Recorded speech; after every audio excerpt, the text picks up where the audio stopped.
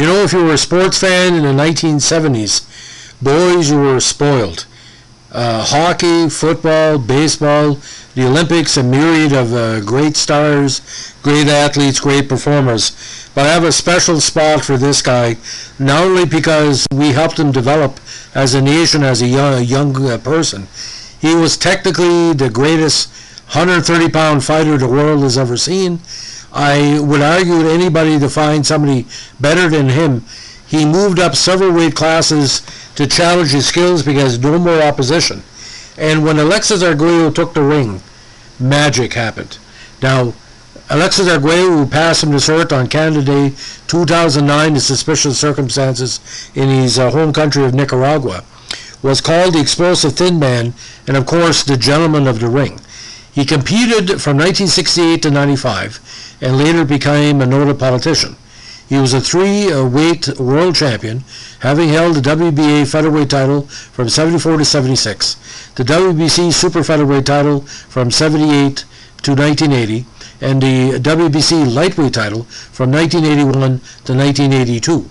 Additionally, he held the Ring magazine and lineal featherweight titles from 75 to 77, the Ring lightweight title from 81 to 82, and the lineal lightweight crown in 82. He later challenged twice for the light welterweight world title, both times in famous fights against Aaron Pryor. Now, Arguello has regularly been cited as one of the greatest boxers of his era, having never lost any of his world titles in a ring, instead relinquishing them each time in pursuit of titles in higher weight classes. Now, the Ring has ranked Arguello as a top 20 on their list of the 100 greatest punchers of all time, while AP ranked him as the world's best junior lightweight of the 20th century. He was named one of the top 20 greatest fighters of the last 80 years by Ring magazine. Now, Arguello was born April 9, 1952 in Managua, Nicaragua. His birth name was Barrio Monsor Lascano.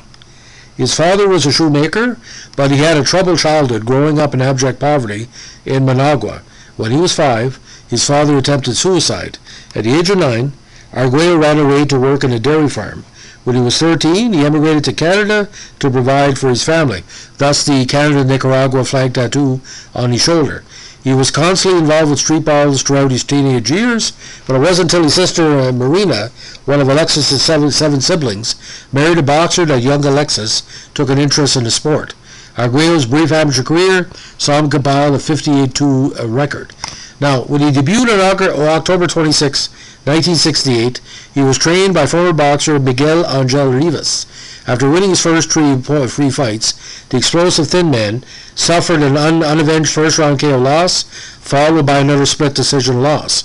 Arguello would then win 29 of his next 30 bouts over the next 5 years, including a win over Jose Legra.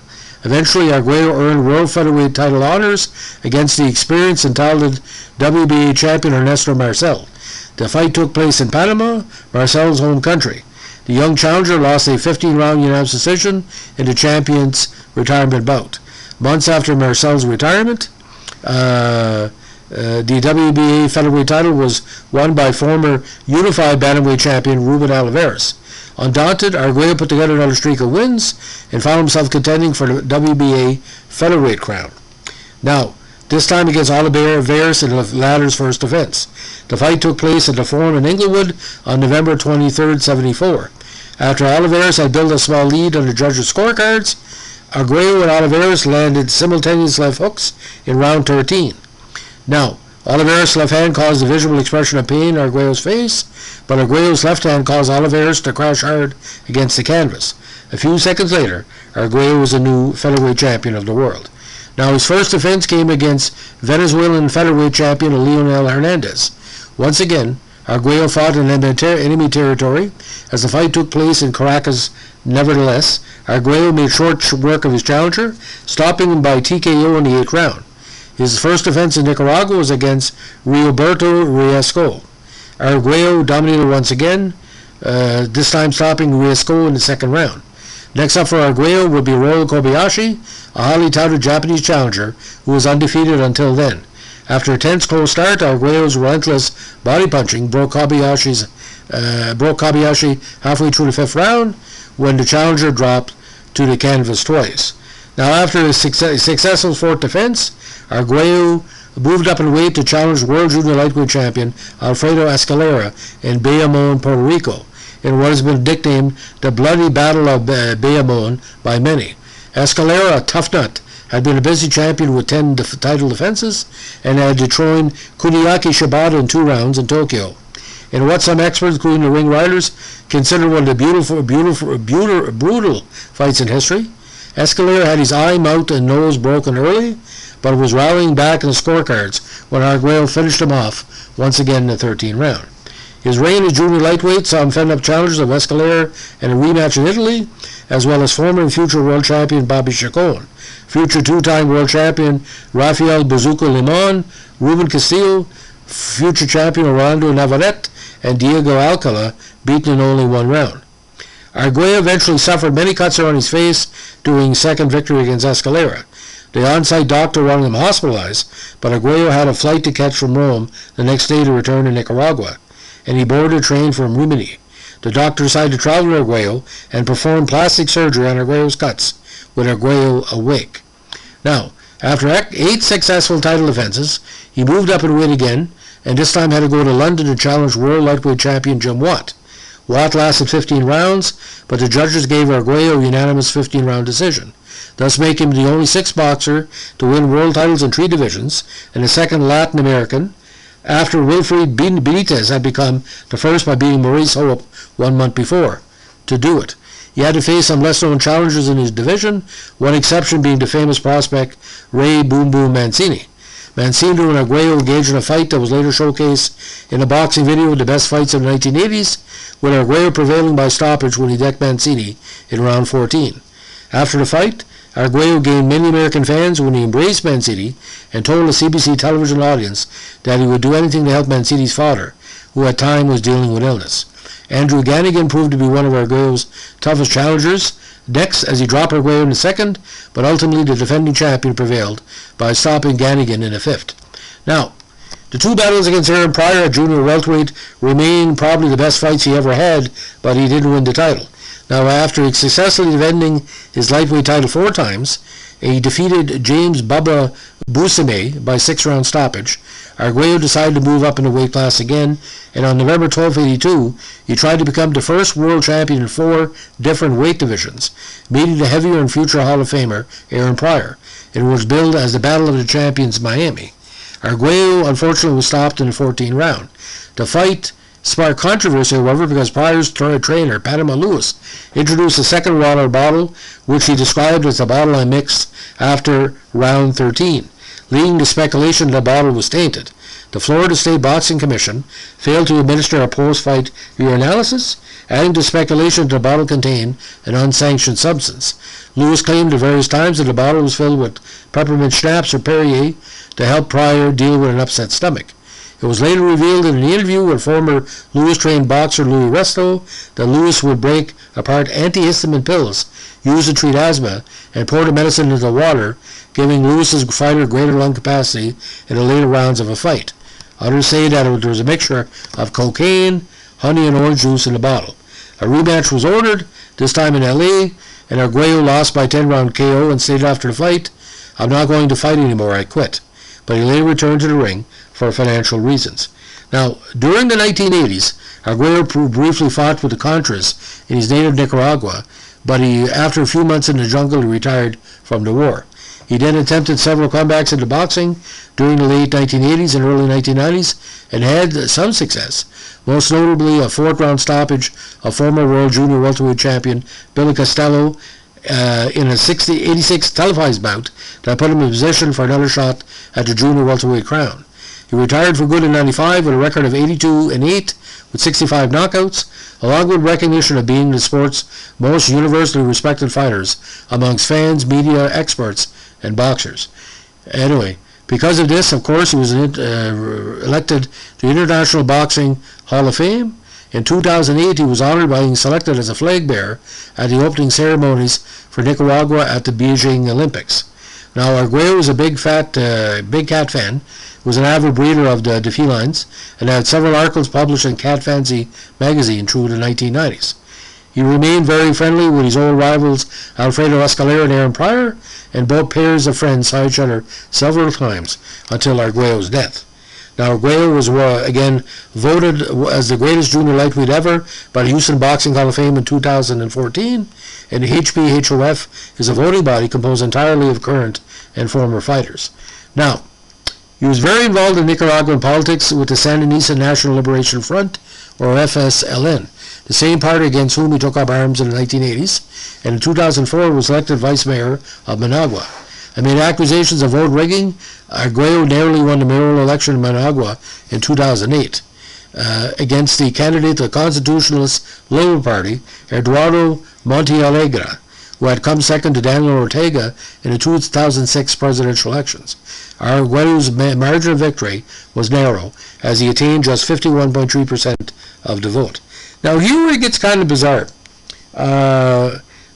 We heard news on July 1st, 2009, that he had apparently committed suicide by shooting himself through the heart in Managua. The National Police confirmed the death shortly afterwards, and it was ruled a suicide following the autopsy. Those close to Arguello affirmed that he was becoming progressively disenchanted with the Orteguistas and the Sandinista government, and was planning an imminent departure from the Sandinista political party. Now, was it self-inflicted? Was it foul play? Would Alexis Arguello be the type of person that would kill himself? Not for me to say. I know him to be a very important leader, very important role model, someone like that. To kill himself in that manner, especially with all the controversy surrounding him about the maybe he was murdered, I don't know, but like I said, I don't know as much as many others do in Nicaraguan politics. He may have been disenchanted again by not doing what he wanted because he loved his country so much. Could be post-concussion syndrome. It's like Arturo Gatti. It's hard to tell. Now, the last fight he had was in 1995 against young prospect Scott Walker in Las Vegas. Lost the unanimous decision. But between 86, that win over Billy Costello, he only fought once, Jorge Palomares. But like I said, he was on a a monetary problem. Now, between the prior fight, he bet Villamor Fernandez, very good young prospect, and Claude Noel. But like I said, those two fights against Pryor took a lot of them, and the first one at the Orange Bowl, what a crowd, ladies and gentlemen, what a crowd.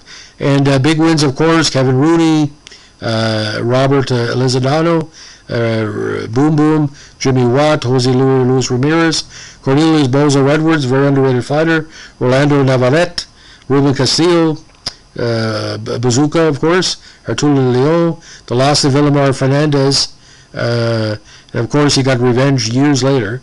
But Diego Alcala, Alfredo Escalera, Enrique Solis, Jerome Ortiz, Jose Fernandez, on and on and on.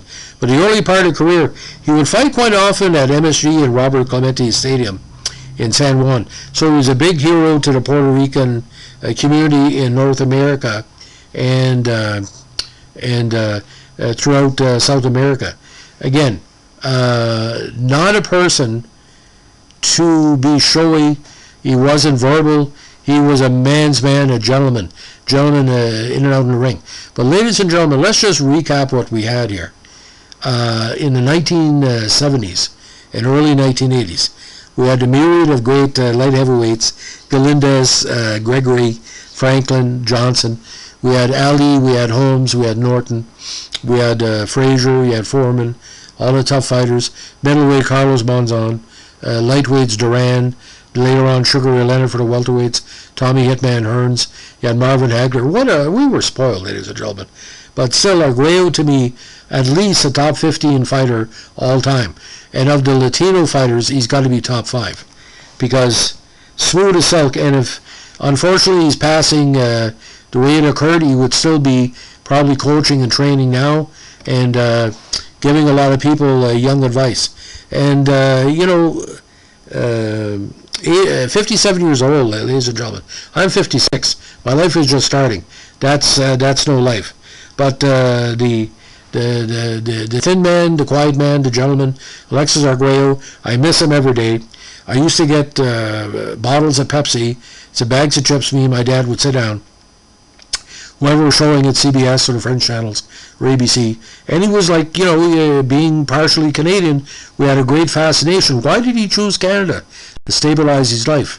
Would he have had the opportunities if he would have stayed in Canada? Probably not. But not saying he was half Canadian, whatever, but we're very proud of him in Canada because he chose us and we helped him along in his path. And he would do quite a bit of interviews with Ring magazine and different publications talking about his early years and what he had to face and what he had to go into. But every time he took the ring, ladies and gentlemen, and we had that same feeling with Yvon Durell as Acadian fans. He represented much more than Nicaragua in Canada. He represented the sport. Give it your best and leave your best in the ring. Thanks for listening. Bye.